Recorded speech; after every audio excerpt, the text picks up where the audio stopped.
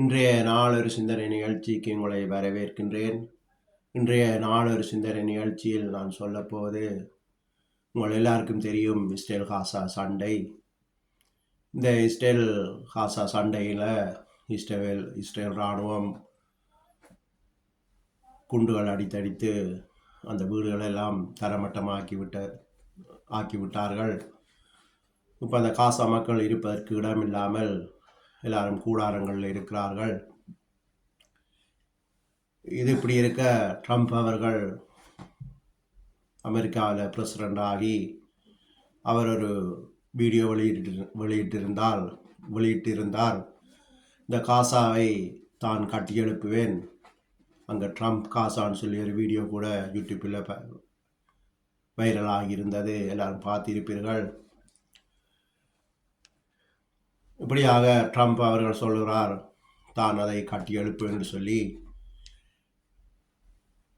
இது சாத்தியமில்லை. காரணம் என்னென்று சொன்னால், இதற்கு அரபு நாடுகள் எல்லாம் எதிர்ப்பு தெரிவிப்பார்கள். உலக நாடுகள் எதிர்ப்பு தெரிவிக்கும். அப்போ அது சாத்தியப்படாது. இன்னொரு பக்கம் பார்த்தீங்கன்னு சொன்னால், அரபு நாடுகள் எல்லாம் சேர்ந்து இந்த காசா பிரச்சனையை கதைத்திருந்தார்கள். அவர்கள் சொல்லியிருந்தார்கள், தாங்கள் இந்த காசாவை கட்டி எழுப்ப போகிறோம் என்று சொல்லி 53 மில்லியன் ஏதோ நிதி உதவி ஒதுக்கினார்கள். இப்போ நேற்றைய நியூஸில் பார்த்தீங்கன்னு சொன்னால், அதோடு பிரான்ஸும் ஜெர்மனும் இன்னும் ஒரு நாடும் சேர்ந்து தாங்களும் அதுக்கு உதவி செய்கிறோம், காசாவை கட்டி எழுப்புவோம் என்று கதைத்திருக்கிறார்கள், சொல்லியிருக்கிறார்கள். இதுவும் சாத்தியப்படாது. இந்த காசாவை மறுபடி கட்டி எழுப்புறதுக்கு இஸ்ரேல் சம்மதம் தெரிவிக்காது. ஏனென்றால் இது மறுபடி கட்டி எழுப்பப்பட்டால் மறுபடியும் அதுக்குள்ள ஹமாஸ் வந்து திரும்பவும் அது இஸ்ரேலுக்கு அச்சுறுத்தலாக இருக்கும் என்று சொல்லி அதை இஸ்ரேலர் தடுப்பார்கள்.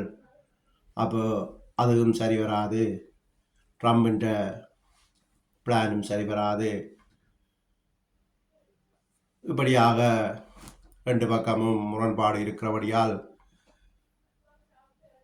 பைபிளில் என்ன சொல்லுதுன்னு சொல்லி உங்களுக்கு அதை காண்பிக்கிறேன்.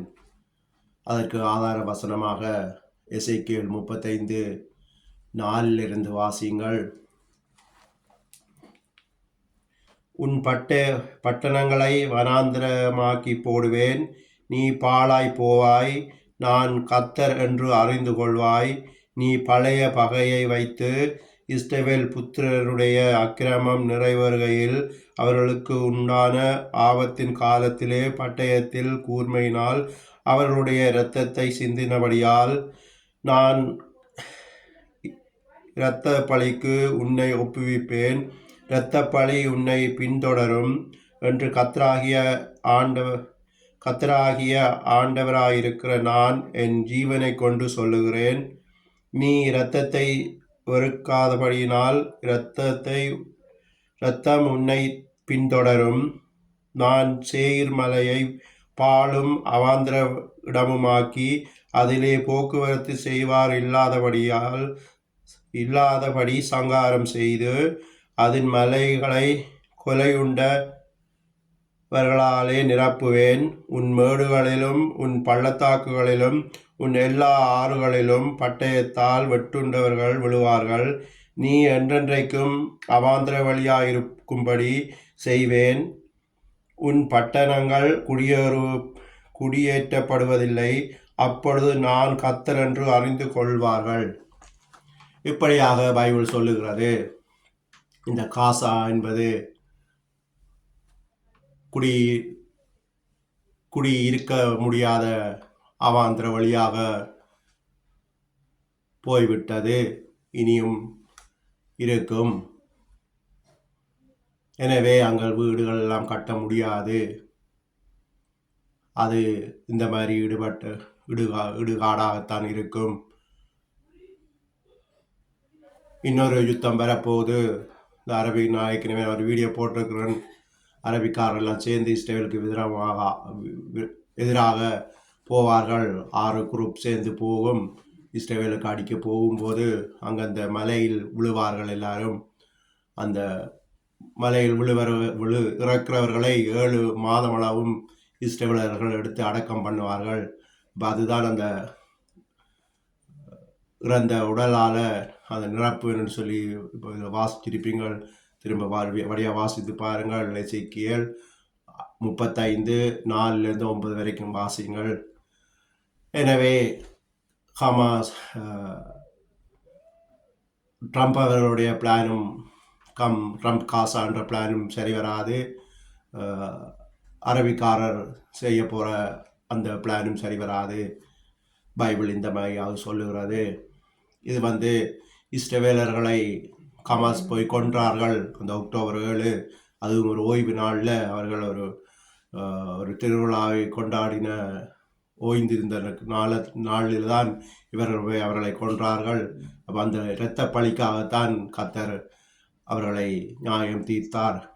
இந்த காசா மக்களை அடித்தார். எனவே நாங்கள் பழி வாங்குகிற எண்ணங்களை விட வேண்டும். அது பழைய ஏற்பாடோடு முடிந்து விட்டது.